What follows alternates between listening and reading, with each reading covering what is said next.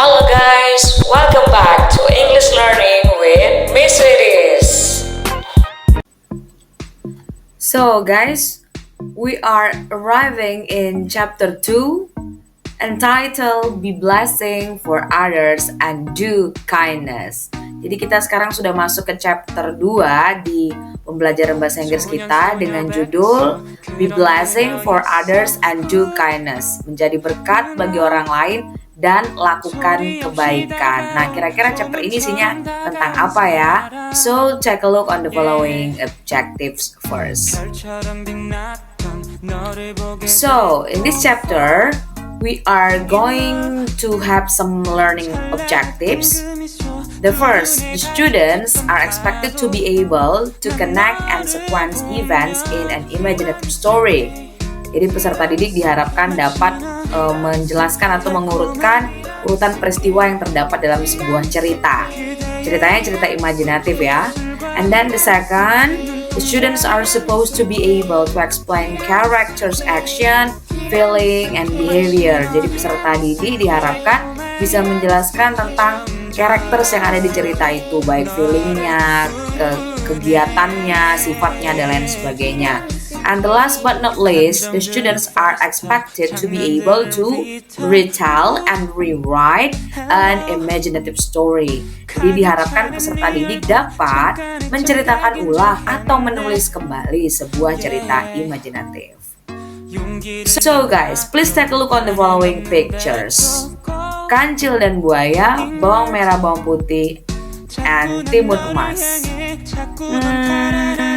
What does come up to your mind when you see those pictures?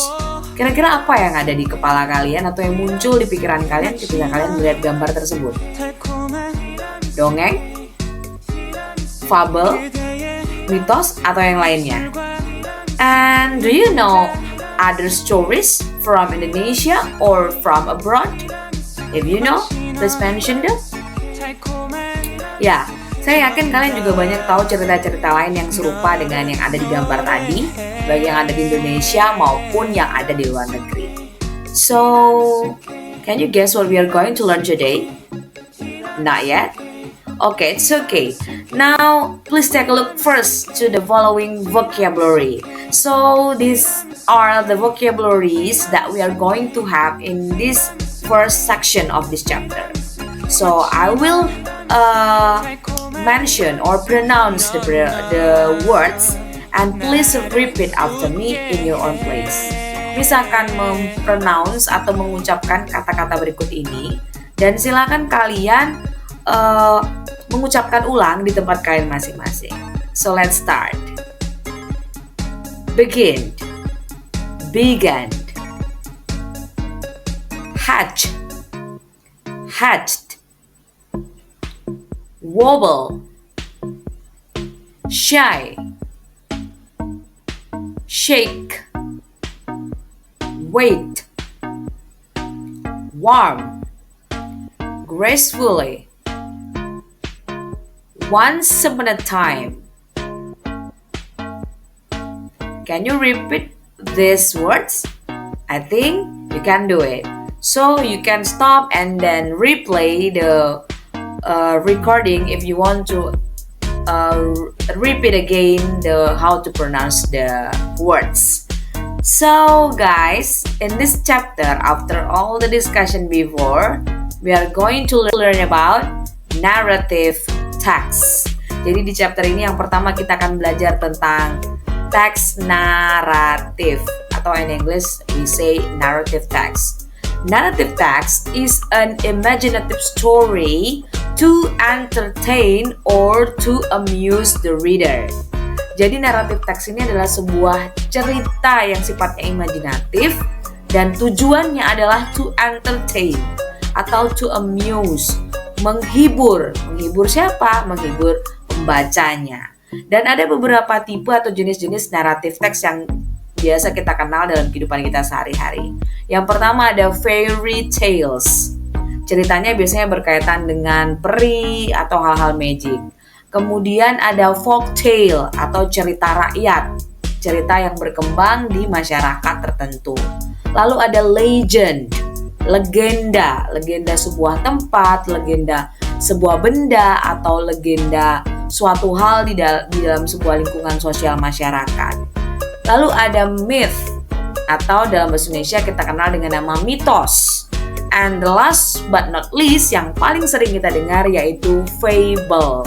Fable ini adalah cerita yang menceritakan tentang kehidupan hewan, dan hewan itu layaknya bisa bicara seperti manusia gitu ya. Jadi imajinatifnya di sana. Jadi kalau hewan kan aslinya tidak bisa bicara, tapi in fable, di dalam cerita fable dianalogikan kalau hewan itu bisa bicara. And then we are going to talk about the generic structure of the text. Apa itu generic structure? Generic structure adalah struktur dari sebuah teks. Nah, struktur teks naratif ini ada 4. Yang pertama ada orientation. It is about the opening of the story where the characters, the place, and the time are introduced.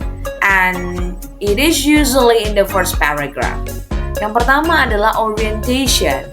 Bagian ini biasanya di paragraf pertama. Dan isinya apa? Isinya adalah memperkenalkan tokoh cerita, tempat, setting waktu pelaksanaan atau waktu terjadinya dari peristiwa yang ada di cerita tersebut. The second, yang kedua, complication. Nah, ini intinya nih dari narrative text atau narrative story atau imaginative story tadi.